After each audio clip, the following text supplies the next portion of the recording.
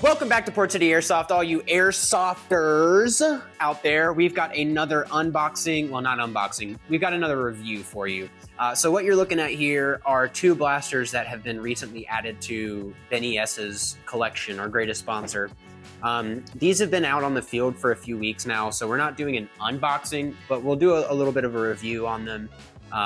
He's been playing with them for a few weeks now. We definitely wanted to just go over them and review them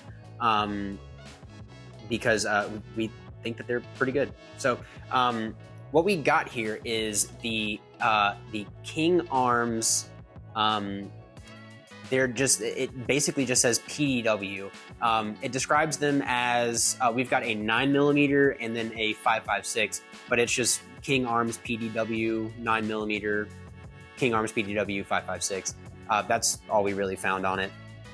And then as far as the blasters go, they are very similar. There's as the internals of them are very similar. There's a few things that make them different, mostly just around the 9mm versus 5.56 style magazine conversion kind of thing going on there. But we'll go over that. We'll break it down. Let's just kind of get into it. I'll just kind of go over some of the features of these, and then we'll break down the specifications. So both of them are going to be a nylon polymer fiber construction. So it's very durable. I have a Lancer tactical blaster that is a very similar polymer to this, and it's still one of our most high functioning blasters. So this is very sturdy, very durable. Yeah, I mean, again, he's been playing with it for a couple weeks, and I don't really see any substantial damage. Everything looks to be relatively superficial. So very sturdy polymer on that. The stocks on this are they're still crane style stocks. They're just adjustable. That's that PW style, so it kind of feeds down the side of the blaster itself. But it has 7 positions. So you got plenty of room. If you've got longer arms like Isaac does, he's gonna do that thing all the way out here. I'm gonna do it all the way up here because I'm a short little boy. Both of the handrails on these, they have different sizes. These in particular are the 7.25 handrail. They're Picatinny around the whole thing. They have M-LOK versions of this. And they also have, this is the long barrel version. They have a short barrel that's a 4-inch rail, and they also have a short barrel 4-inch rail with a suppressor on it as well. The magazine wells, both of them have flared magazine wells for easy insertion of the magazine. So the 5.56 one has just the standard mag release, but the 9mm version has the paddle still. It has the standard M4 style mag release, but then it also has the paddle, so you can do,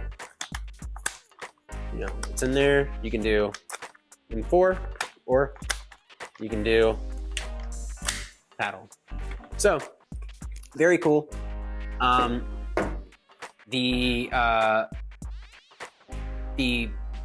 Both of the blasters have an inline MOSFET built into them, along with an 8mm bearing gearbox and quick change springs. So we'll get into the FPS and everything in a little bit here. But I think the idea is that these are kind of designed for CQB, so you can kind of get that lower FPS spring if you need to, and it changes out fairly quickly. The one thing that separates these two that is not just the magazine type is the hand grips. And I'm not so certain that it's not doable on the 5.56 model, but it specifies on the 9mm version that you can change out the hand grips, and it even has replacement hand grips that it has in the box. So that's something to keep in mind. If you don't like these hand grips, they have others. And then the last thing on the 9mm version here is that they did style it like a 9mm conversion kit for a 5.56 PDW, if that makes sense. So you'll see it's got the rubber brass deflector here, and it puts it in front of where the normal brass deflector would be, and then you can kind of see they have a mock like half dust cover here on it. So it's just really cool, detail. It's how it would typically be on real steel. So they just threw that in there. Yeah, they both look really good. There's a lot of really cool features on these. So I'm gonna just go tip to butt and talk about everything, and then we'll just kind of go through specifications, and then we'll do the chrono. So tip to butt, both of them have, and a lot of this I'll specify if it's different for one of the blasters, but for the most part, all of this is standard for both of them. The flash hider on both of these is going to be 14mm counterclockwise. So the threading, when you take this off, the threading underneath here is going to be 14mm counterclockwise. So pretty standard for a suppressor. If you've got a suppressor on your M4, go work on this.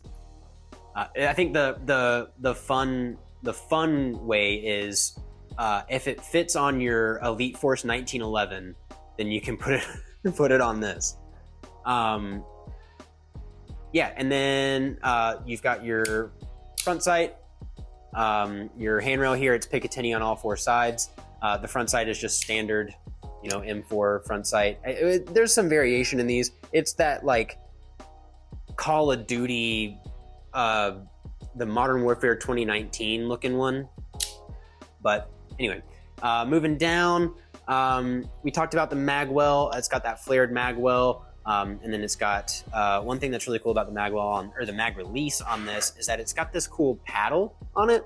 One thing I noticed about this is if you're pushing on the edge of the paddle, so I forgot my finger here, mine reaches, but if you've got smaller hands and you only reach to here, it can be a little bit more difficult to push that in because you're kind of leveraging against a post that you're pushing down.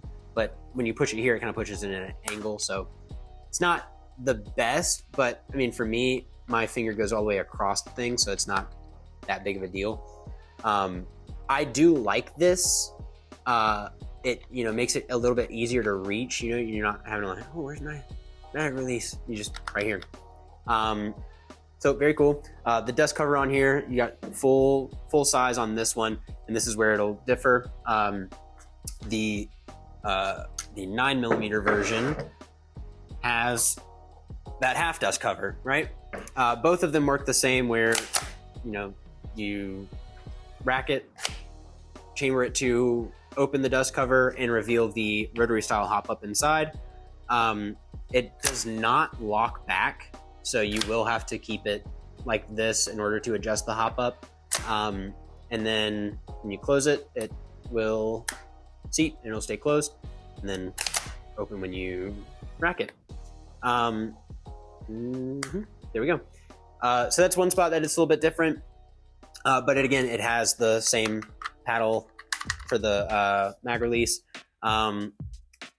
This one also for the mag release I mentioned has sorry, I said paddle for this. I meant paddle for this. It's got just the extended thing there. Paddle here.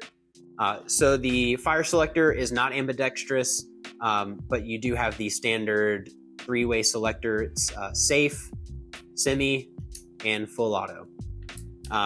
So that's pretty standard and not ambidextrous. The trigger on here, you got a flat trigger. The trigger pull on it is decent. It's an M4. I'm not a huge fan of the straight triggers. I don't know. They don't feel very comfortable to me. I get the concept, I get the point of it, but I don't know. I like a rounded. My AK has a really nice trigger on it. I like the way it fits with my finger and feels really nice. But anyway, and then I mentioned the crane stock has 7 different positions, And yeah, there's not much to say about the crane stock. It's the PDW style. It's very sturdy, very solid. It wiggles about as much as a regular AEG crane style stock. It's a little awkward to, do that maneuver as opposed to just being able to push the button here and move your hand up and down it. Kind of have to have two hands to do this. So that's not sick, but it's not the worst thing in the world. So it recommends a 7.4. It doesn't specify LiPo, but 7.4 is usually just a LiPo. I don't think nickel metal hydride has a 7.4. And it is wired to the stock. It is a Tamiya, a small Tamiya, which is pretty standard for AEGs. And yeah, that's pretty much it as far as tip to butt goes. As I mentioned before, the hand grips are interchangeable on the 9mm version. It specifies that they're interchangeable on the 9mm version. I have not checked on the 5.56 version. It looks like it has all the same things to be able to swap them out, but we haven't done it yet. So yeah, let's get into, I'll just kind of go through some of the specifications. The FPS on this, it's saying somewhere between 360 to 380 FPS with 0.2s. The length on this, when it's fully collapsed, it says it's 640 millimeters, which is 25.19 inches. And then fully extended, I'm not going to do it because it's too difficult, is 725 millimeters long, or 28.54 inches. So not very long at all. It weighs, so the specifications say 2,000 grams, which seems like a lot, right? That's just the metric system doing its thing. But that's only 4.4 pounds. So it's very light, very manageable. A lot of the weight is on this side. So as you're holding it, the hand that you want supporting a lot of the weight is supporting the weight. The gearbox in here is a version 2 gearbox. It's fully upgradable. The motor that's in here is a long type motor. So pretty standard for M4s and whatnot. Yeah, and I mean that pretty much does it as far as specifications go. We will cut over to the Chrono and see what's going on there. All right, guys, so we're here with the King Arms PDW. We have both of them here. I'm going to be chronoing them to see how their FPS and joule limits are looking. I'm going to go ahead and start with the M4. I've got it loaded up with 0.2s. We've got our chronograph set up here. Typically, you would do this outside, but since we're in the middle of the city and we don't own land, we're going to do it inside. So I highly advise against it, though, unless you're at an official indoor airsoft field. Let's go ahead and get started on here. I'm just going to make sure my chronograph is on, and I will read you guys the results as we get them. So first shot, see if I can get this lined up. First shot is 280.4 FPS at 0.73 joules. Second shot is 280.6 FPS at 0.73 joules. Shot number 3 is 280.1 FPS at 0.73 joules. 4 is 279.8 FPS at 0.73 joules. And shot number 5 is 278 FPS at 0.72 joules. That is really, really consistent. I'm actually very shocked to see that. This blaster feels pretty solid. I'm sure you guys have seen the review already. Wasn't really sure if there was anything super notable about this, but you are shooting very consistently here on that five shot spread. If you're looking for a solid, SBR, this is going to be very consistent. You're not going to have to worry about joule creep or anything like that that you get with a lot of really nice builds. like HPA and stuff, where you're kind of all over the place. This AEG is actually super solid in terms of its air seal is what it appears to be. So yeah, we'll go ahead and I'll swap over to the 9mm version and we'll run some BBs through that as well. All right, so now that we have tested the M4 style PDW, we're going to take this 9mm conversion, which is running MP5 mags, and we're going to run some BBs through that. I'm expecting it to be very similar. These are basically the same blaster. So let's go ahead and find out for certain what we're working with here. Get my chrono turned back on, and we'll put some rounds through here. So first one, 284.6 FPS at 0.75 joules. Shot number 2 is 286.4 FPS at 0.76 joules. 3 is at 283.8 FPS at 0.75 joules. Shot number 4 is 281.6 FPS at 0.74 joules.